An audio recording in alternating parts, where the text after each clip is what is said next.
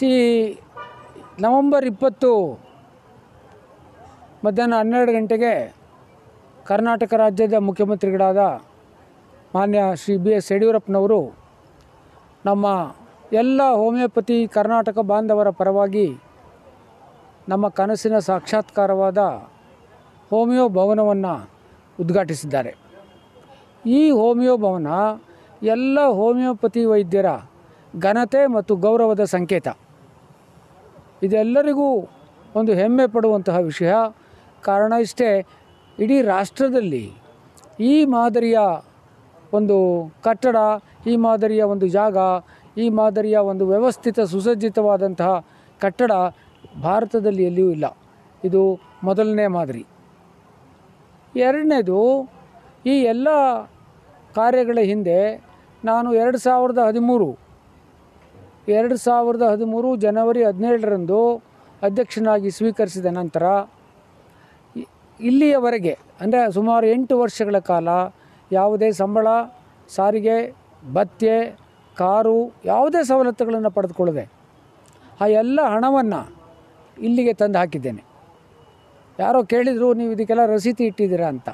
ರಸೀದಿ ನನ್ನ ಕಣ್ಣು ಮುಂದೆ ನಿಂತಿದೆ, ನೋಡ್ಕೊಳ್ಳೋರು ನೋಡ್ಕೊಳ್ಳಿ.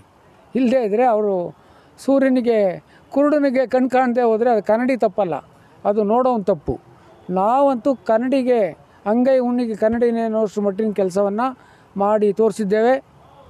ಅದಕ್ಕೆ ನನಗೆ ಹೆಮ್ಮೆ ಅನಿಸುತ್ತೆ, ವೈಯಕ್ತಿಕವಾಗಿಯೂ ನನಗೆ ಹೆಮ್ಮೆ ಅನಿಸುತ್ತೆ. ಬಿಕಾಸ್ ಹೋಮಿಯೋಪತಿಗೆ ನಾನೇನಾದರೂ ಒಂದು ಋಣವನ್ನು ಸಂದಾಯವನ್ನು ಮಾಡುವಂತಹ ಒಂದು ಸಂದರ್ಭವನ್ನು ಒದಗಿಸಿದರೆ ಅದಕ್ಕೆ ನನ್ನ ಎಲ್ಲ ಸಹ ಸದಸ್ಯರು ಕೂಡ ಕಳೆದ 5 ವರ್ಷದಿಂದ ಒಂದು ಮಾತನ್ನು ಆಡದೆ, ಚಕಾರವನ್ನು ಎತ್ತದೆ ನನಗೆ ಬೆಂಬಲವನ್ನು ಕೊಟ್ಟಿದ್ದಾರೆ. ನಾನು ಅವರೆಲ್ಲರಿಗೂ ಚಿರಋಣಿಯಾಗಿದ್ದೇನೆ. ಈ ಸಮಾಜಕ್ಕೆ ನಾವೇನು ತೊಗೊಂಡಿದ್ದೀನಿ ಅಷ್ಟೇ ಹಣವನ್ನು, ಅಷ್ಟೇ ನನ್ನ ಎಲ್ಲ ಪರಿಶ್ರಮವನ್ನು ವಾಪಸ್ ಕೊಟ್ಟಿದ್ದೇನೆ. ಹಾಗಾಗಿ ಇದು ಎಲ್ಲ ಹೋಮಿಯೋಪತಿ ಬಂಧು ಬಾಂಧವರಿಗೆ ಇದೆಲ್ಲದರ ಅರಿವು, ಇದೆಲ್ಲದರ ರಿಫ್ಲೆಕ್ಷನ್ನು ಜನಗಳಿಗೆ ಆಗುತ್ತೆ. ನಾನಿವತ್ತು ಅಧ್ಯಕ್ಷ ಆಗಿರ್ತೀನಿ, ನಾಳೆ ಹೊರಟೋಗ್ತೀನಿ, ಇನ್ನೊಬ್ಬ ಬರ್ತಾರೆ. ಆದರೆ ಕಟ್ಟಡ ಮತ್ತು ಹೋಮಿಯೋಪತಿಗೆ ಅಂತ ಬಂದಂಥ ಹೆಸರು, ಹೋಮಿಯೋಪತಿಗೆ ಬಂದಿರುವಂತಹ ಮಾನವೀಯ ಘನತೆ ಇವು ಆಚಂದಕವಾಗಿ ಉಳ್ಕೊಳ್ತವೆ. ಅಟ್ಲೀಸ್ಟ್ ಇನ್ನೊಂದು 50 ವರ್ಷ ಅಂತೂ ಬಿಲ್ಡಿಂಗ್ ಏನು ಅಲ್ಲಾಡಲ್ಲ, ಅಷ್ಟು ಗ್ಯಾರಂಟಿ ಇದೆ ನಮಗೆ. ನಾವಿರಲ್ಲ ಅಷ್ಟೊತ್ತಿಗೆ, ಅದು ಬೇರೆ. ಆದರೆ ನಾವು ಇರದೇ ಇದ್ದರೂ ನಮ್ಮ ಕೆಲಸ ಮಾತಾಡುತ್ತೆ. ಮಾತಾಡೋದೇ ಸಾಧನೆ ಆಗದೇ ಸಾಧನೆ ಮಾತಾಡುವಂತಹ ಸಮಯ ಇವಾಗ ನಮ್ಮೆಲ್ಲರಿಗೂ ಬಂದಿದೆ. ಧನ್ಯವಾದಗಳು. ಈಗ ಇಲ್ಲಿ 20 ಗುಂಟೆ ಜಮೀನನ್ನು ಹಿಂದಿನ ಆರೋಗ್ಯ ಸಚಿವರಾದ ಶ್ರೀ KR ರಮೇಶ್ ಕುಮಾರ್ ಅವರು ಕೊಟ್ಟಿದ್ದರು. ಆ 20 ಗುಂಟೆನಲ್ಲಿ ಇವತ್ತು 2 ಗುಂಟೆ ಆಡಳಿತ ಕಚೇರಿಯನ್ನು ಕಟ್ಟಿದ್ದೇವೆ.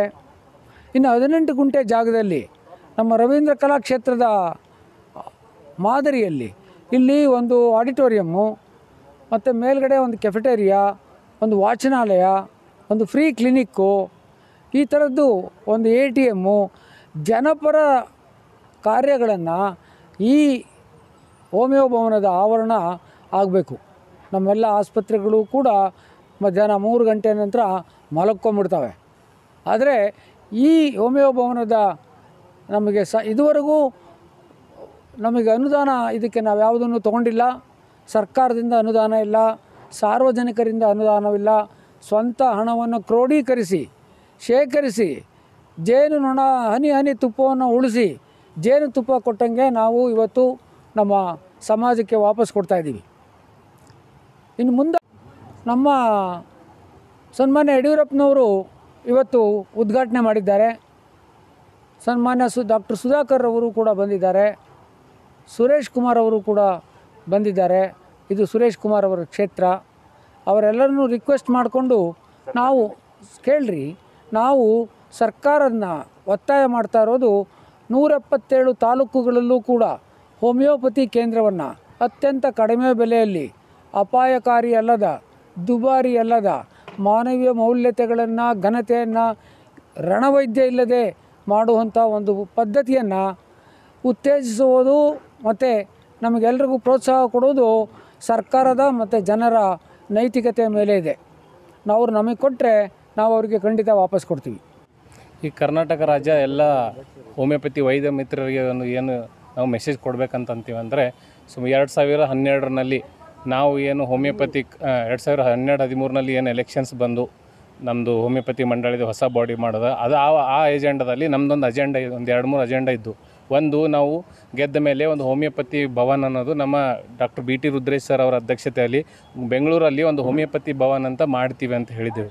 ಅದರ ಜೊತೆಯಲ್ಲಿ ಇನ್ನೂ 2-3 ಅಜೆಂಡಾಸ್ ಇದ್ದು. ಅಂದರೆ ಪ್ರತಿಯೊಂದು ತಾಲೂಕಕ್ಕೆ ಒಂದೊಂದು ಹೋಮಿಯೋಪತಿಕ್ ಡಿಸ್ಪೆನ್ಸರೀಸ್ ಅಂತ ಮಾಡಬೇಕಂತ ಇತ್ತು.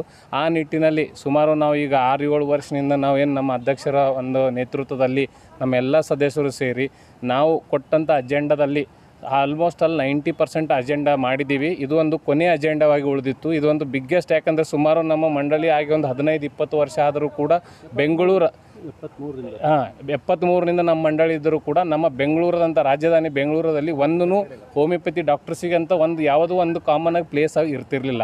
ಅದಕ್ಕೆ ನಮ್ಮ ಸ್ಪೆಷಲ್ ಅಜೆಂಡಾ ಏನಿತ್ತಪ್ಪ ಅಂತಂದ್ರೆ ನಮ್ಮ ಡಾಕ್ಟರ್ಸಿಗೆ ನಮ್ಮ ರಾಜಧಾನಿಗೆ ಬಂದ ಮೇಲೆ ಕಾಮನ್ನಾಗಿ ಯಾರನ್ನೂ ಹೋಮಿಯೋಪತಿಕ್ ಡಾಕ್ಟರ್ಸ್ ಅವ್ರು ಬಂದು ಇಲ್ಲಿ ಸಣ್ಣ ಸೆಮಿನಾರ್ಸ್ ಏನಾರು ಇದ್ರೆ ಮಾಡ್ಬೋದು. ಮತ್ತು ಅವರಿಗೆ ಉಳ್ಕೊಳ್ಳಿಕ್ಕೆ ಮುಂದೆ ಬರೋ ದಿನದಲ್ಲಿ ಒಂದು ಟೈಪ್ ಗೆಸ್ಟ್ ಹೌಸ್ ಮಾಡಿ ಸ್ವಲ್ಪ ಕಡಿಮೆ ವೆಚ್ಚದಲ್ಲಿ ಅವ್ರಿಗೆ ಗೆಸ್ಟ್ ಹೌಸ್ ಥರ ಮಾಡೋದು. ನಮ್ಮ ವೈದ್ಯ ಮಿತ್ರರಿಗೆ ಯಾರು registered homeopathic medical doctors and students ಇದ್ದಾರೆ ಅವರಿಗೆ ಈ ನಮ್ಮ ಭವನದು ಒಂದು ಒಳ್ಳೆಯ ರೀತಿಯಿಂದ ಉಪಯೋಗ ಆಗಬೇಕಂತ ಮಾಡಿಕೊಂಡು ನಮ್ಮದೇನು ಉದ್ದೇಶ ಇತ್ತು ಅದು ನಾವು ಇವತ್ತು ನಮ್ಮ ಅಧ್ಯಕ್ಷರ ಇದರಲ್ಲಿ ಪೂರ್ಣ ಮಾಡಿದ್ದೀವಿ ಅಂಥೇಳಿ ತಮ್ಮಲ್ಲಿ ಕೇಳ್ಕೊಳ್ತೀವಿ. ನಾನು ಒಬ್ಬ ಈ ನಮ್ಮ ಮಂಡಳಿಯ ಚುನಾಯಿತ ಸದಸ್ಯನಾಗಿದ್ದೀನಿ. ನಾನು ಮತ್ತು ಉತ್ತರ ಕರ್ನಾಟಕದ ಭಾಗದಿಂದ ನನ್ನಂತೆ ಹಲವಾರು ನನ್ನ ವೈದ್ಯ ಮಿತ್ರರು, ರಾಜೇಂದ್ರ ಇರ್ಬೋದು, ನಮ್ಮ ಚರಂತ್ ಇರ್ಬೋದು, ಈ ಬೆಂಗಳೂರು ಭಾಗದಿಂದ ಮತ್ತು ಉಪ್ಪಾರಟ್ಟಿ ಮತ್ತು ವಾಲಿ ಅನ್ನುವಂಥ ಒಂದು ಬಳಗವನ್ನು ಕಟ್ಟಿಕೊಂಡು ನಮ್ಮ ಅಧ್ಯಕ್ಷರಾದಂಥ BT ರುದ್ರೇಶ್ ಅವರ ನೇತೃತ್ವದಲ್ಲಿ ಚುನಾಯಿತರಾಗಿ ಬಂದ ಮೇಲೆ ಅವರು ನಮ್ಮ ಚುನಾವಣೆಯಲ್ಲಿ ನಾವು ಆಶ್ವಾಸನೆ ಕೊಟ್ಟಿದ್ವಿ, ಒಂದು ಅಜೆಂಡಾ ಏನಿತ್ತಲ್ಲ ಅದರ ಪ್ರಕಾರ ನಾವು ಹಲವಾರು ಕೆಲಸಗಳನ್ನು ಮಾಡ್ತಾ ನಮ್ಮ ಈ 6 ವರ್ಷ ಸೇವೆಯನ್ನು ಮುಗಿಸಿ 7-8 ವರ್ಷಕ್ಕೆ ನಾವು ಪಾದಾರ್ಪಣೆ ಮಾಡೋದ್ರಾಗ ಎಲ್ಲ ರೀತಿಯ ಸೌಕರ್ಯಗಳು ಜನರಿಗೆ ಹೋಮಿಯೋಪತಿಯ ವೈದ್ಯ ಮಂಡಳಿಯಿಂದ ಏನು ಸಿಗಬೇಕು ಅದೆಲ್ಲ ಕೊಡ್ತಾಯಿದ್ದೀವಿ. ನಾವು ಹಲವಾರು ಕಂಟಿನ್ಯೂ ಮೆಡಿಕಲ್ ಎಜುಕೇಷನ್ ಪ್ರೋಗ್ರಾಮ್ಗಳನ್ನು ಹಮ್ಮಿಕೊಂಡಿವಿ.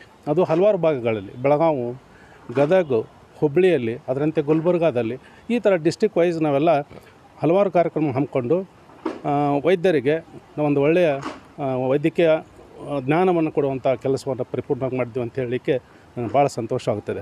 ಹಾಗೂ ನಮ್ಮ BT ರುದ್ರೇಶ್ ಅವರ ಅಧ್ಯಕ್ಷತೆಯಲ್ಲಿ ಇನ್ನೂ ಹಲವಾರು ಡಿಸ್ಪೆನ್ಸರಿಗಳನ್ನು ನಮ್ಮ ಹೆಚ್ಚಿನ ಎಲ್ಲ ಜಿಲ್ಲೆಗಳಲ್ಲಿ ಮತ್ತು ತಾಲೂಕು ಮಟ್ಟದ ಕೇಂದ್ರಗಳಲ್ಲಿ ನಮ್ಮ ಹೋಮಿಯೋಪತಿ ವೈದ್ಯಕೀಯ ಕೇಂದ್ರಗಳನ್ನು ತೆಗೆಯುವಂಥ ಒಂದು ಭಾವನೆಯಿಂದ ನಾವು ಒಂದು ಯಶಸ್ವಿಯನ್ನು ಕಂಡಿದ್ದೀವಿ. ಇನ್ನು ಕೆಲವೇ ದಿನಗಳಲ್ಲಿ ನಾವು ಅಂದ್ಕೊಂಡಂಥ 175 ಡಿಸ್ಪೆನ್ಸರಿಗಳನ್ನ ತೆಗೆಯುವ ಮಟ್ಟಕ್ಕೆ ನಾವು ಹತ್ತಿರದಲ್ಲಿ ಇದ್ದೀವಿ ಅಂಥೇಳಿ ನಾನು ಈ ಸಂದರ್ಭದಲ್ಲಿ ಭಾಳ ಸಂತೋಷದಿಂದ ಹೇಳಿ ಬಯಸ್ತಾ ಇದ್ದೀನಿ. ಅದರಂತೆ ಈ ಒಂದು ಮಹತ್ಕಾರ್ಯವಾದಂಥ ಈ ಹೋಮಿಯೋ ಭವನವನ್ನು ನಮ್ಮ ಅಜೆಂಡಾದಲ್ಲಿ ಹೇಳಿದಂತೆ ಹಾಗೂ ನಮ್ಮ ಅಧ್ಯಕ್ಷರ ಕನಸಿನ ರೂಪವಾಗಿ ಇಲ್ಲಿ ನಿಂತಂಥ ಈ ಭವನ ನೋಡಿದಾಗ ಎಲ್ಲರೂ ಹೆಮ್ಮೆ ಪಡುವಂಥ ವಿಷಯ. ಯಾಕಪ್ಪ ಅಂದರೆ ಇಲ್ಲಿ ನಮ್ಮದೇ ಆದಂಥ ಒಂದು ಹೋಮಿಯೋಪತಿ ವೈದ್ಯರಿಗೆ ಒಂದು ನೆಲೆಯನ್ನು ಕಟ್ಕೊಂಡಿವಿ. ಇಲ್ಲಿ ನಮ್ಮ ರಿಜಿಸ್ಟ್ರೇಷನ್ ಆಫೀಸ್ ಆಗ್ಬೋದು, ಒಂದು ಒಳ್ಳೆಯ ಸುಸಜ್ಜಿತವಾದ ಕಟ್ಟಡದಲ್ಲಿ ಒಂದು ಆಫೀಸ್ ಕಟ್ಟೋದಂದ್ರೆ ಒಂದು ಹೆಮ್ಮೆಯ ವಿಷಯ ಈ ಭಾಗದಲ್ಲಿ. ಈ ಥರ ಆಫೀಸ್ಗಳು ನಮ್ಮ ಇಡೀ ದೇಶದಲ್ಲೇ ಎಲ್ಲಿಲ್ಲ ಅಂತ ಹೇಳಲಿಕ್ಕೆ ನಮಗೆ ಭಾಳ ಸಂತೋಷ ಆಗ್ತದೆ ಅಂತೇಳಿ ಈ ಸಂದರ್ಭದಲ್ಲಿ ನಾನು ಹೇಳಕ್ಕೆ ಬಯಸ್ತೀನಿ. ಮತ್ತು ಇಲ್ಲಿ ನಾವು ಕಂಟಿನ್ಯೂ ಮೆಡಿಕಲ್ ಎಜುಕೇಷನ್ ಕಾರ್ಯಕ್ರಮಗಳನ್ನು ಹಮ್ಮಿಕೊಳ್ಳಲು ಮೇಲೆ ಸವಿಸ್ತಾರವಾದಂಥ ಒಂದು ಮೇಲ್ಛಾವಣಿಯಲ್ಲಿ ಒಂದು ಜಾಗವನ್ನು ಕಲ್ಪಿಸಿಕೊಟ್ಟಿದ್ದು ಒಂದು ಹೆಮ್ಮೆ ಪಡುವಂಥ ವಿಷಯ. ಒಳ್ಳೆಯ ಒಂದು ಆರ್ಕಿಟೆಕ್ಟ್ನಲ್ಲಿ ಹೊರಹೊಮ್ಮಿದಂಥ ಈ ಭವನ ನೋಡಿದಾಗ ನಾವು ಭಾಳ ಈ ಅಧ್ಯಕ್ಷರ ಶ್ರಮಕ್ಕೆ ಹಾಗೂ ನಮ್ಮ ಈ ಮಂಡಳಿಯ ಶ್ರಮಕ್ಕೆ ನಾವೆಲ್ಲರೂ ಸಂತೋಷ ಪಡಬೇಕು. ಹಾಗೂ ವೈದ್ಯರಿಗೆ ಒಂದು ಹೆಮ್ಮೆಯ ವಿಷಯ, ಹೋಮಿಯೋಪತಿ ವೈದ್ಯರಿಗೆ ಒಂದು ಒಳ್ಳೆಯ ಹೆಮ್ಮೆಯ ವಿಷಯ ಅಂತ ಹೇಳಲಿಕ್ಕೆ ಈ ಸುಸಂದರ್ಭದಲ್ಲಿ ನನಗೆ ಭಾಳ ಹೆಮ್ಮೆ ಅನ್ನಿಸ್ತದೆ ಅಂತ ಹೇಳಲಿಕ್ಕೆ ಬಯಸ್ತೀನಿ.